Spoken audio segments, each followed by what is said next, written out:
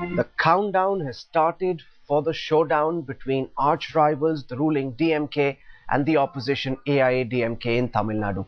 4.6 crore voters will decide tomorrow who will get to rule Tamil Nadu for the next 5 years.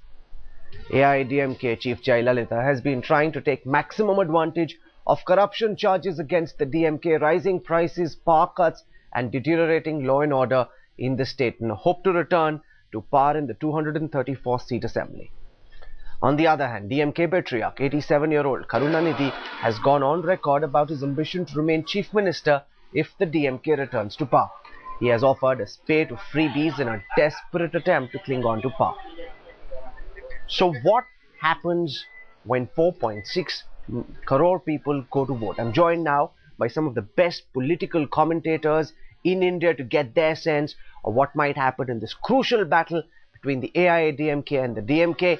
Joining us first and foremost, Mani Shankar Iyer, a man who's in fact been canvassing all through the states and comes with a sense from the ground. Also with us, Paranjoy Guha Thakurta, Professor Sanjay Kumar of CSDS.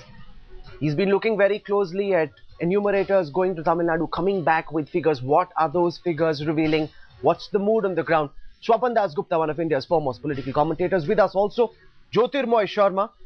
Joining us as well is Krishna Anand, V. Krishna Anand, one of the senior most journalists out of Chennai.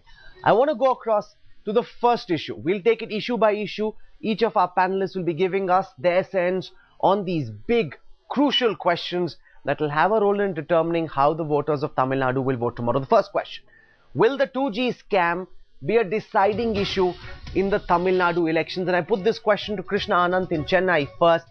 Will it be an issue, a key issue, a deciding issue, or no issue at all? Mr. Anand. Well, I think, the answer would be in between. It is certainly an issue that the voters will be considering when they go to vote. At least a substantial section of the urban voters will definitely have this in mind.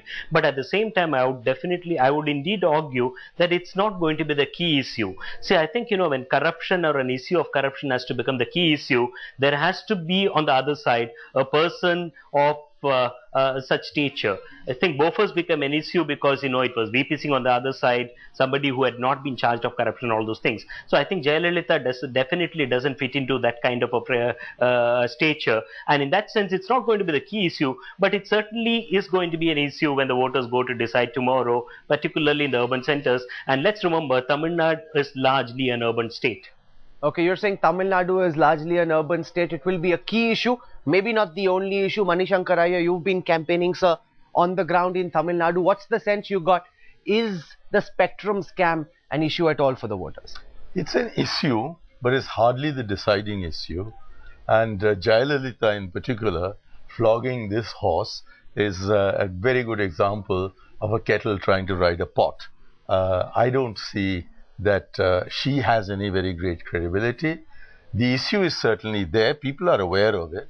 And it's not only in urban Tamil Nadu, but also in rural Tamil Nadu.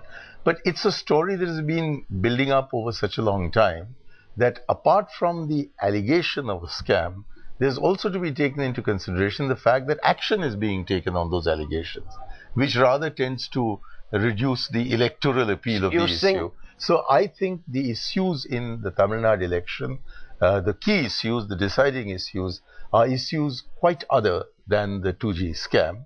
We'll come to those. We'll take them up one by one. Okay. So is it, Swapan, an issue more for the urban voter, as Krishna Anand says? And is it also, given the fact that action is now being taken, is that negating the impact of the scam itself? See, I don't fundamentally disagree with what Mani has said, except to point out that you think the 2G scam in its details is so complicated that it's not likely to be a black and white issue like Bofors gun was, rightly or wrongly. It's far more, and there are too many zeros attached to make the figures completely comprehensible. But what it does is it creates an environment. It creates an environment of virality which is associated with the DMK.